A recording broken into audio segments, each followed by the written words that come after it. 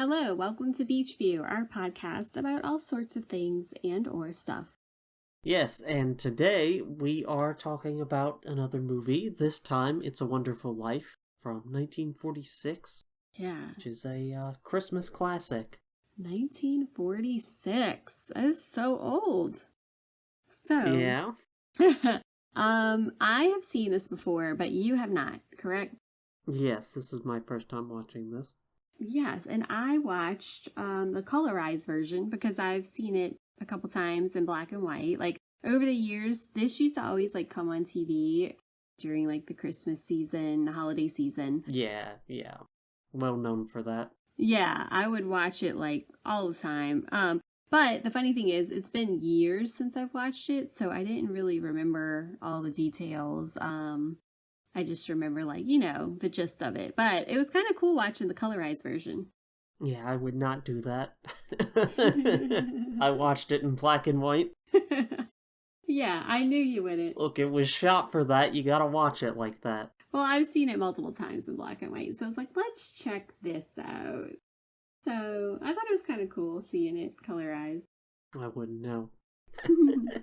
So an interesting thing came about. I happened upon this little book that I had gotten as part of a gift last year. I never really remembered that I had it because it was in a box. But the book is called The Greatest Gift, A Christmas Tale by Philip Van Doren Stern. And when I was reading the little description, it was oh, this was what It's a Wonderful Life was made from. Yes. Yeah, it's an adaptation of that. Yeah. Which I thought that was oh, how funny, because we're watching that this week. Yep. But, yeah, so I was obviously familiar with the conceit of this. It has become, one of the quintessential, American Christmas movies. Yes. The thing I didn't realize, though, is that, the central conceit of this, doesn't actually start happening until, this is a 2-hour something movie is, more than an hour and 30 minutes in. Yes, and it does not happen till the very end. Correct. Yes, and when I saw how long it was, I was like, dude, I do not remember this movie being this long, and I didn't think they really made movies that long, in 1946. But I don't really know a lot about it. They used to make them longer than this too. Yeah. I was like, whoa. But it's always an interesting. But you're absolutely right. The real crux of it is far into the movie.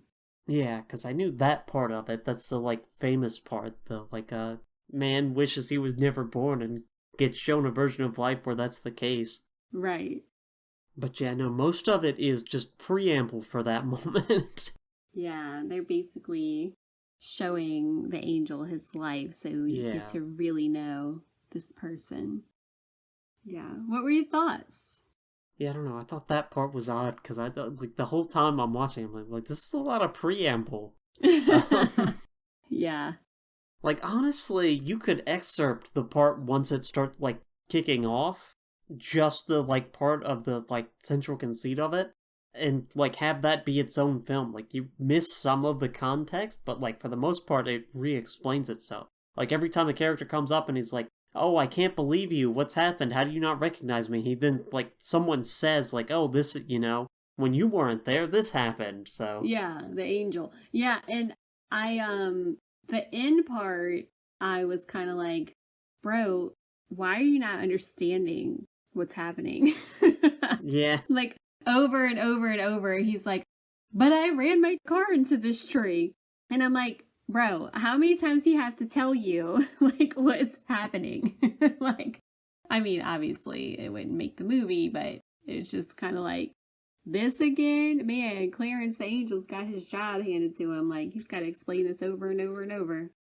Yeah, it's really hard for me to, say how I feel about it, because it's just, again, one of those looms so large in culture. Yes. It's weird actually finally seeing it.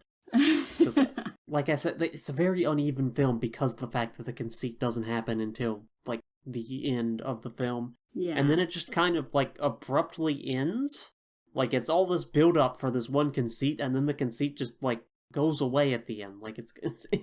It doesn't satisfyingly conclude the thing. Then he goes back and he's all Merry Christmas, and... Yeah. just keeps pouring that energy on, where it's like, and everybody came, and they all gave money, and his brother the showed whole up, and town like, it just keeps came. doing that. Yeah, when It's you like, talk okay, about, this is getting like... to be a bit much. Oh, yeah, it was like... But you know what it reminded me of? Like, I just rewatched Heart of Dixie, that sitcom with Rachel Bilson that I was telling you about. And it was like a lot of the same, not the whole like, I wish I wasn't born, but it was more like everyone, you know, this person's down on their luck. And then all of a sudden, like the entire town comes in and they see like how supported they are. And it just reminded me of that because I had just rewatched it. And I'm like, oh, it's kind of funny how we reinvent this over and over through the years. Yeah. I think my funniest reinvention is there's a Fairly Odd Parents episode where this happens, but everybody's life is better. That's really It's a really funny. dark joke for a kid's show, but That's a good hilarious. joke. Yeah. Oh my gosh, I would love to know how that episode ends. He decides he doesn't actually want to disappear after all, even though it makes everybody's life worse. He's like, no, I want to make everybody worse. I love that sentiment. Yeah. Also, the fact that, right, you know, he's, down on his luck about to commit suicide. I thought, like, you know, it's at the start of the film, it seems like the reason he's like that is because he's sort of deferred his life. Yeah. For, like, basically the entirety of it. Like, Forever. He had all these plans as a kid, and, like, he's about to realize them, and every time that happens, something comes up and he has to step in and, like, do the right thing, basically. Like, yeah. He's a pillar of the community, but, like, he also, in order to do that, had to give up his own life. Yeah. And I thought that was going to be, like, the thing, right? Yeah. 'Cause that's definitely in the background, but the more proximate cause of why he's decided, I hate everything, I'm gonna yell at everyone and jump off of a bridge, is that his uncle is a dumbass and lost $8,000? Yeah. And he's like, I guess I'm gonna take the fall for my uncle. No, bro. No. I'm sure y'all can figure this out. You're not just automatically going to jail. Like, calm down. But no, and it just... That was a weird plot point to me. Like, one that it revolves around his uncle just losing money. Yeah. And the like villain guy like keeping it and not saying a word. Yeah. Like, you're just like, really? And two, that like that is the reason like he's like doesn't want to exist anymore, is that one thing. Like, he's, like he has some apart. other issues in the background, but that like the main thing is that his uncle lost money one time. Like, the business was doing fine otherwise. Including through the Depression, so... Yeah. But I definitely, like, really felt it when he was, like, really down and he goes home and he's, like, so overstimulated and he just kind of, like, you know, lashes out at everyone. I was like, oh, man, I feel you. He wasn't overstimulated, he was just mad. No, he was mad. He was mad and he got overstimulated because remember he was like, does she have to keep playing that piano? Like, because she kept playing it over and over. That's not overstimulated. That's, I'm upset, I don't want to hear anything else. No, that's totally overstimulated. No. The piano was going. The other kid kept, like, asking him stupid questions. The wife was talking to him like he wasn't paying attention. The other kid was, I don't know, doing tinsel everywhere on his head and stuff. And, like, yeah, that was total overstimulation. Like, he had reached his limit. He was angry. He reached his limit, and then he was just like, ah! Yeah, I felt it. That's a different thing than overstimulation. No, I disagree. As someone who gets overstimulated very often. Yeah. Anyway, I was saying I really related to that scene, so, yeah. Yeah. Also, I know things were different here, but he says something like, we have too many kids at one point. I'm like, yeah, you do have too many kids. Yeah. I'm not gonna argue with you there. Yeah. I was like, man. But, I mean, he was really rude. He was, for no reason. And it's like a sudden personality shift, too. Yes. Yeah, it's like he went his whole life, like, being, like, doing the right thing. Yeah, and then he was like, you know what? Person. Yeah. He's like, let me tell you how I really feel. Yeah, again, running into... I think they do not I think if they're going to do all this build up, it needed to be the build up that was the cause of his problems. Like there needed to be more of a Yes. progression rather than like not just going from nice to like mean. It needed to be like it starts wearing on him. Which Yes. they show a little bit, but then they decide nope, there's going to be one cause to this problem. Yeah, I agree with you there. Like it was like the buildup was all like character buildup, like character building, which was fine, but like I mean, it just really showed like over and over and over. Like you said, he like deferred his own dreams and he made the choices that he made. Like that was the whole buildup. And he never showed any like I mean, he showed like kind of like disappointment or like oh man, but like you knew he was going to do the right thing. So like I get they were doing all the character build up, but then I think you're right toward the end. Like I think they should have built up like it was like within a span of a couple of hours that he had Right, like yeah. you know, like it could have been like more than a couple of hours that they showed like, you know, one thing after the other was kind of like going wrong like and it was like, okay, you had a bad night. Like not even a day. You Right, had a bad yeah. night. Like yeah, it was a little abrupt, I think. Yeah, I think that's just a screenwriting issue. They should have, Yeah. like, I can understand his uncle losing money being the straw that broke the camel's back, but there, it doesn't. There needed to be a little bit more there. Yeah, I agree. I think like yeah, they could have spent a little more time on that. Like, oh man, he really is going through it, you know? Yeah, Not just like the drop of a hat. yeah, and also the fact that the never born part just kind of ends abruptly. Yeah. Yeah, it does. But I mean the end is sweet. Like it's a Yeah, nice little sentiment. sentimental. Yeah, he goes around yelling "Merry Christmas" at everyone. Yeah.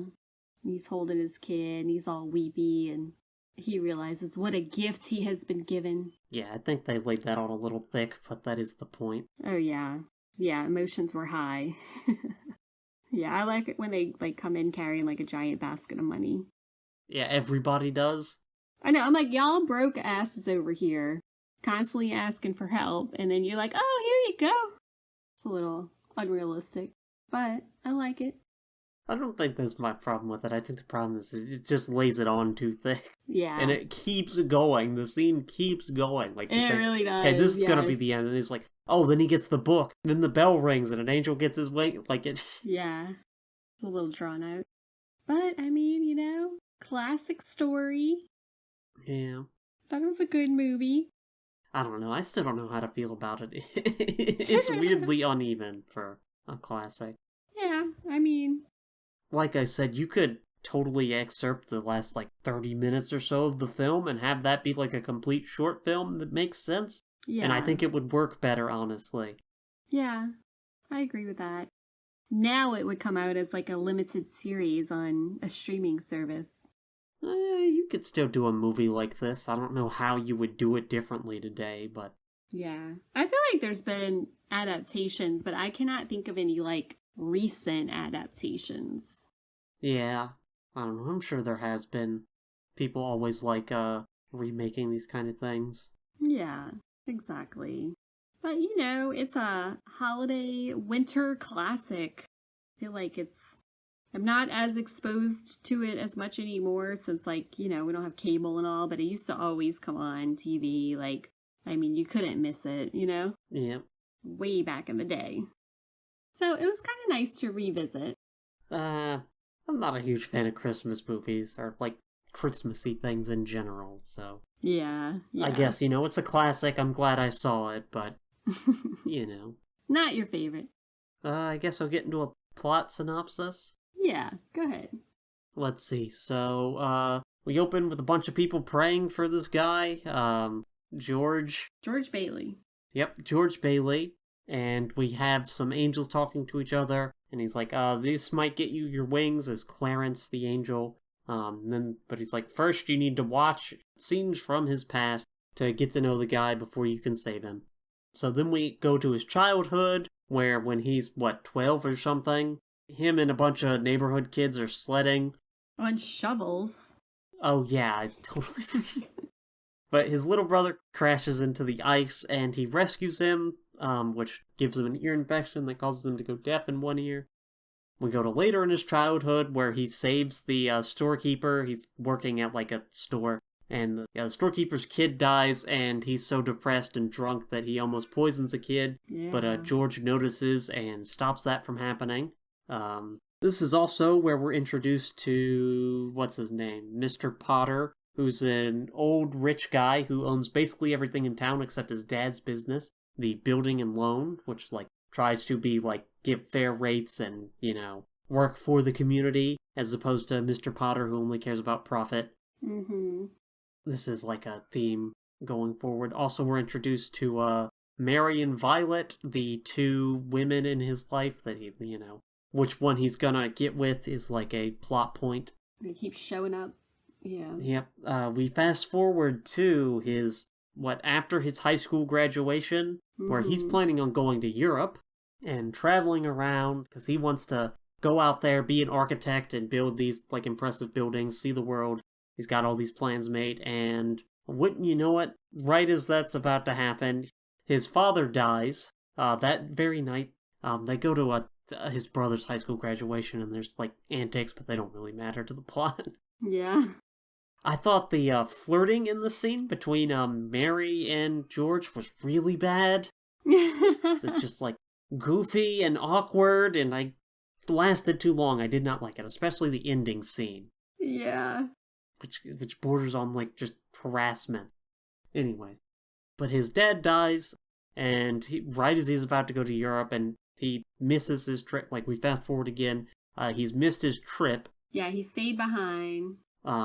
His plan was to go to Europe and then to college, but he missed his trip so he could handle his father's affairs with the building and loan after his father died. And Mr. Potter wants to put him out of business. Mm-hmm. He stands up to him. Yep, he stands up to him, and he's about to go off to college, but they're like, the board of the company will only run it, or will only continue with it if you're the one in charge. Yeah. So he's like, well, I guess I have to defer going to college to run this business. And he ends up giving his college money to his little brother, who goes to college. Fast forward again, where he's coming back from college married, and we see George upset about this. He's all mopey, and he ends up, like, him and Mary end up having a thing. Mm-hmm. Well, first he's going to do something with Violet, who's, like, always been into him, but then he says something, and she doesn't like it. That was a weird scene. Yeah. Then he goes and sees Mary, who's, like, been into him since they were children. Very, 40s small town, thinking. Yeah. I mean, I guess this persisted for a while, but, like, Right. I'm glad we as a culture have moved past the, like, childhood sweethearts idea, mostly. Yes. Yeah, well, yeah, some of us have. It's just like, oh yeah, you've known this girl since you were both children. You should totally get together. I guess you have to get married. Yes. Yeah, exactly. Yeah. But, yeah, so he's all mopey with her. Yeah, that was so weird. Like, his little mood swings, like, okay, bro. It's just a weird scene where he's there and her mother's there the whole time. They're in her house. Yeah, that was kind of funny. Well, as a side note, I didn't mention this at the top, but some of the comedy beats in this are pretty decent. Yeah, it's true. But yeah, so that happens. They end up, like, I guess, falling in love, whatever, at this scene. And then we smash cut to them getting married. And then they're about to go on their honeymoon, but the Great Depression happens. Yeah, I was like, whoa, terrible timing. Like, I take this to be, like, what, Black Friday, right? Yeah, that's what I was thinking. Like, there's a run on the bank happening, and he manages to get everything together to, like, he uses all his honeymoon money to make the town whole, because Mr. Potter sees this as an opportunity to, own everything in town. Yeah, super and rude. to get richer. But he's like, I want to make sure we are supporting people in this time, and he's, like, working all day to do that. Yeah. But ends up not going on his honeymoon as a result. But his now wife has the idea to go into the old decrepit manor in town and have a little staycation honeymoon. Yeah, which, I mean, that was cute, but I was also like, oh. Yeah, it was a cute scene. That one does was. actually, I think, still work. Yeah. Yeah, and then we fast forward again to Oh yeah, there's a bit of a montage where he's like, and World War II happened. Yes. And he couldn't go in the military because of his ear. Because of his ear, yep. But everybody else went, and his brother was a war hero, and his brother's about to come home. There's this whole to-do, and then, his uncle, who, like, works in the business with him, is making a deposit at the bank, and he loses all of his money. His $8,000. Yeah, it's like folded up in a newspaper. Yeah, he has it in an envelope. He's about to deposit it, but he goes to taunt Mr. Potter first, and then he accidentally leaves it with his newspaper. Yeah, Mr. Potter's newspaper, which $8,000 is a lot of money to misplace today. I can't imagine how much that would have been. Yes, 1946. Like yeah. So I get why he's upset about it, but yeah. Yeah, he goes everywhere to look for it. There's an auditor there that day. Yeah, the bank inspector comes and... Yeah, but yeah, so at first his uncle's all upset, like scouring everything, then George gets all up scouring everything, and he's like, one of us is gonna go to prison for this, and it's not gonna be me. Then he does decide it is going to be him. Yeah, like, he takes full like, responsibility. Oh, okay. He's like, I guess I'll do it. Yeah. And he's all upset and mopey about this. He yells at his kids and wife. Yeah. And then he goes and begs Mr. Potter for money, who won't give it to him, but calls the cops on him. Then he goes and gets drunk, gets punched by his kid's teacher's husband because he yelled at her and him on the phone. Yelled at the teacher, yeah. Yeah. And then he, drunk drives. Yeah. I don't even bro, know if there were y'all laws just against got that. a vehicle. Like, come on. No. Like, there might not be laws against that at this time, but he drunk drives, crashes into a tree, and goes to jump off of a bridge. Yeah. Which he later jumps in there anyway, so it wouldn't have killed him. Like, that's nitpicking, but still. Yeah. I guess he would have gotten frostbite, but that guy was also there, so who knows? Who knows? I'm nitpicking, but it is kind of a inconsistency there. Yeah. But he's like, he's about to jump in, and then his guardian angel who's been watching him up to this point jumps in ahead of him, and he gets rescued by George.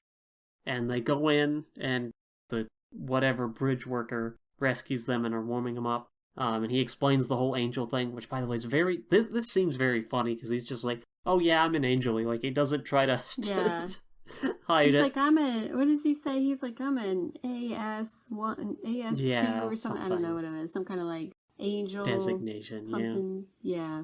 Yeah, the guy in there, the, like, bridge attendant, like, gets freaked out. Yes. Which I thought was funny. And he's like, he's putting on these, like, old-looking clothes, and he's like, passed away in these clothes. And the guy's like, what? Yep. Yeah. That was pretty funny. But then he's like, well, you still think, you want to commit suicide? And he's like, yeah. And then he says, I wish I was never born. And he's like, that's a great idea. I'll show you what it's like to never be born. And he doesn't believe him, like, the whole time. The whole time.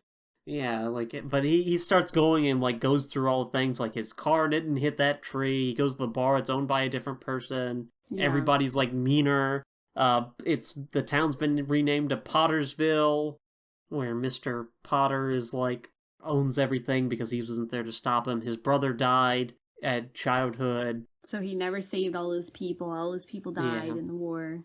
He keeps, like, going to places and people are like, this guy's a weirdo. Why does he think he knows everybody? Nobody recognizes him. Yeah. The angel comes and bites the cop for him to get away, which was, I thought was funny. I was like, wow. He bites him.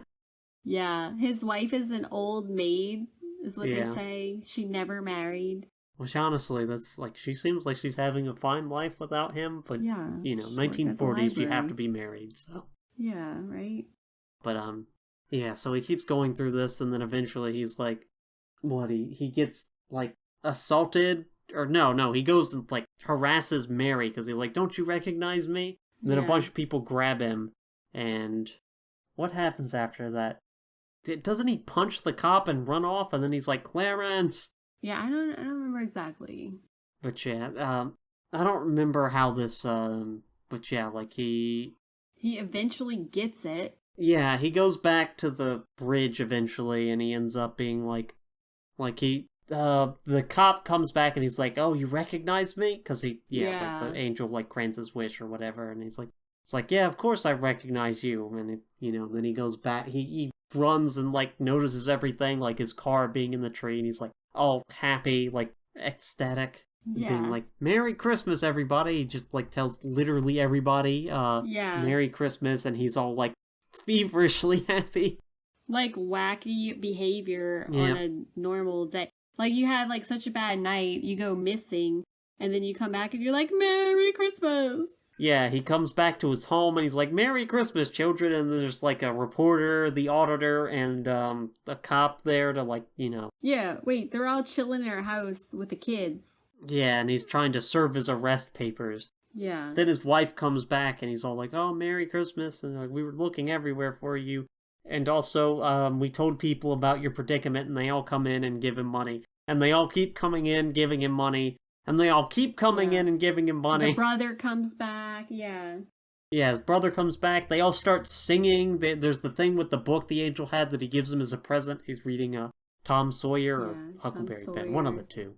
Yeah, and it says in the inside he wrote a note saying like, I don't remember exactly, but basically like it's a good thing you were born. Yeah. And then they all sing twice. Auld Lang Syne. Yeah, there was some other song they sang. Yeah. But, it's just a lot. But anyways, then it ends. He's happy now. He's realized the true meaning of Christmas or whatever. And the most iconic line is when a bell rings and the little girl he's holding is like, Daddy, every time a bell rings, an angel gets its wings. And he's like, yep, Clarence got his wings, basically. So there's like the whole wrap it up in a nice little bow. Yep, because that was the thing. He's, apparently you have to earn your wings. Yeah. Oh, well then I liked when, like, in the beginning, how they show, like, the galaxy. Oh, yeah, the stars talking. The stars are, so, like, okay, the angels are stars, but it's just really funny because they're, like, blinking, like, as they're talking. Oh, yes. And then, like, they have accents, and so I was like, this is really funny. Like, I don't know, I just found that to be comical, because I'm like, this is so goofy. Yeah. Yeah. Yep, that's the movie. But it's definitely, like, when it first started, I forgot, like, how it was kind of disturbing. Like, so whenever he's in the, like, he's working at the pharmacy or whatever, and, like, the old man's, like, mean to him, and he realizes his son died, and he, like, goes in there to help, and the guy's, like, hitting him in the ear, like, in his bad ear, and it just starts bleeding, and I was like, bro, like, what happened? Like, how'd that happen? But I was like, that's kind of disturbing. Like, yeah, it was. But then he still, like, stopped a mistake from happening. But, like, I don't know. I felt like that whole, like, scene was like, kind of drawn out because, like, he ran to his dad's office and then he's like, I don't know. I mean, I know it was, like, introducing the characters, but I was just kind of like, bro, like, he really was carrying around poison pills for, like, a long time before he went back. Yeah. That scene was drawn out. Like, he's just, like, carrying around these pills for what seemed like a long time to me, and then finally brings them back, and he's like, I can't deliver these because they're poisonous. Like, yeah. I felt like it was drawn out. Yeah, a lot of, like I said at the top, I was surprised by how long the preamble is. Like, a lot of these scenes feel drawn out. Yeah. And I was a little confused, because, like, I thought, like, I was like, is it his graduation and, no, like, that party? Brother. Right. Like, I was just a little went to confused the party at first. Yeah. And he also, like, he's older, but, like, I didn't understand, like, it didn't seem like he had a job. So I was like, what, like, he's going on, like, a gap year to Europe? He was working, and then he was gonna... I think that worked differently back then than it did now. Like, I think he was saving money to go to college because his family couldn't afford to put him... his parents didn't have it. I got right you. Because away. I was just like, I was trying to figure out, like, how old he was supposed to be. I think he's 21 in that scene. Yeah, I kind of felt like he was, like, early 20s. And They do, because they say he's 12 in, like, they give the years, I just didn't do the math. Oh, yeah, that's true. I didn't do the math either. They give his age and the year he is as a child, like the first, where we first see him. Then they give because it's like, congratulations, class of 28 or something. Yeah, that's true. They give the, okay, I just didn't pay attention to it, I guess. But it's kind of interesting to see the, like, you know, they still had, like, the horse and carriages, you know, like, the kind of period stuff was kind of cool. Yeah. The telephones, I thought, were Yes, funny. yes. It's been a minute since I've seen a movie with those kind of telephones in it. The way they act around cars where you just, like, walk in the street with them. Yes! I was like, dang, 'Cause guys. there weren't laws against that, and that's also just what you did back then. Yeah, and also, like, how when they were moving that, like, one family with the goat, and they had, like, the baskets just, like, tied to, like, the front of the car, like, holding stuff. I was like, it's so interesting. It's just kind of funny. Everybody just piles in, like, no seatbelts, like... No. Like, they had to be breathing, like, such pollution when they're in the car. Yeah, that's true. Anyway, those kind of little, like, those details, I was just like, that's kind of neat. Yep. It's been a minute since I've seen those. But, I mean, I liked it. I thought it was, you know, nice little sentimental ending and him realizing, like, people are better off because of him.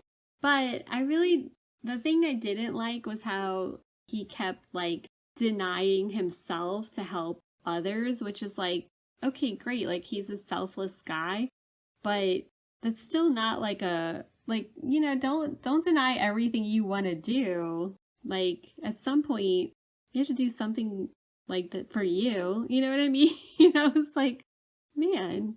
Now, I thought that, I mean, that is like a classic sort of story, what's the, like, man versus society style story of, like, wanting to do your own thing versus, like, needing to do stuff for other people. Right.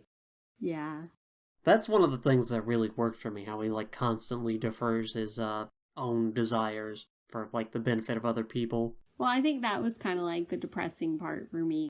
Yeah, no, that definitely, they do push on that. Yeah. Like, oh, man, come on, man, give this guy something. But, I mean, overall, good little Christmas movie. Yeah, it's so uneven to me. Yeah, it really is uneven, which I didn't remember that, like, you know, having already seen it, and then when I watched it again, I was like, oh, this is a lot about his life leading up to this. Right, again, like I said at the beginning, you could excerpt, like, the ending bits, like, the bits once he, like, him at the end of his rope and the angel come, like, you could excerpt that whole bit and that, like, work as its own short film. Yeah. Oh, definitely. Because exactly like you said, each of them, like, Clarence, like, explained it, you know, each thing. Yeah. So you had an explanation, so it definitely could work on its own. Yeah, I think the main thing you miss is the role of Mr. Potter, who's just not in his little, never-born dream, other than, like, the fact that he owns the town now. Well, I thought it was interesting that it was like almost like a Bourbon Street. Yeah. Like, with all the, with all the, like, clubs and, like, burlesque and whatever, 1940s. Yeah. Or like a Vegas. Yeah, like a Vegas strip, yeah. All the flashing lights. Yeah. I'm like, okay, Mr. Potter likes to party. Yep. Yeah. Very interesting. Actually, where does this take place? It's like, definitely the Northeast, but I don't know that they ever give, like, a specific place other than, like, New York is, like, kind of close by. Yeah. Okay, it's, New York. It is in New York. What's the name of the... Bedford Falls, and apparently it is based off of, Seneca Falls, loosely, which is in upstate New York. Well... Yep, it is in upstate New York. I don't know that they ever, like, call that out specifically. No, I don't think so. But I do like how they say, you mean Pottersville? Yeah. I was like, how funny. Yeah. Fun times. Yeah, Fun time in Pottersville. You don't know. I mean, I think it's kind of like a nostalgic kind of movie for sure. Yeah. But like I said, I went like years and years and years without seeing it because I had like caught pieces of it multiple times and I was like, I don't feel like watching it. Yeah.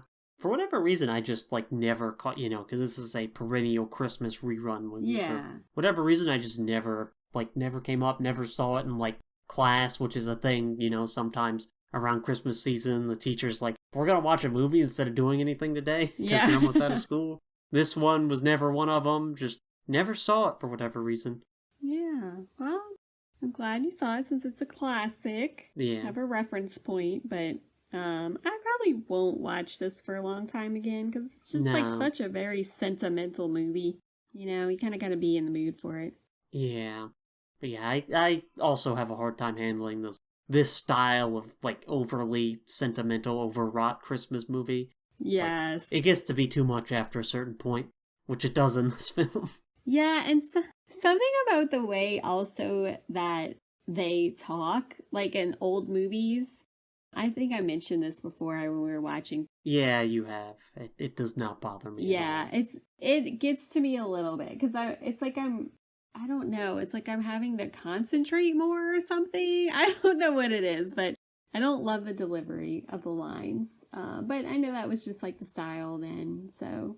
I don't know. This didn't feel that out of place from how, like, modern acting styles. Like, I don't know. I felt like you could. There's a few scenes that are really goofy in a very, like, 1946 way. Yeah. But for the most part. I think it's just George's. For me, it was George, like the way. Yeah, He some of the way spoke, he so- talks is Yes, yeah. goofy. Which, I mean, it was fine, but it was definitely the style then. But I do, like, have a hard time, like, watching a lot of those old movies because I'm like, okay, I don't really feel like listening to this. Oh, see, that doesn't Which bother sounds me. terrible. Yeah. So, anyway, overall, you know, good movie. Yep, it was a movie. It was a movie. We did it. We watched it. We Yeah. were festive. Yeah, I keep saying this, but like sometimes you get something that's like this that is monolithic that's just very hard to like comment on other than like it is itself, you know? Right, yeah. At least for me, I have a hard time like really This is what it is. I don't know, I really like Casablanca though, and that is also one of those. Yeah, So, you know, happens. it happens. Well, we did it. This is no Casablanca. I'll give you that. Jen, not a bad film, I had some quibbles with it. I could see that. Well, we should have a reference point now. Yep. Alright, well, I guess I'll take us out. Yep. This has been Beach View. Thanks for listening, and tune in next time. Bye. Bye.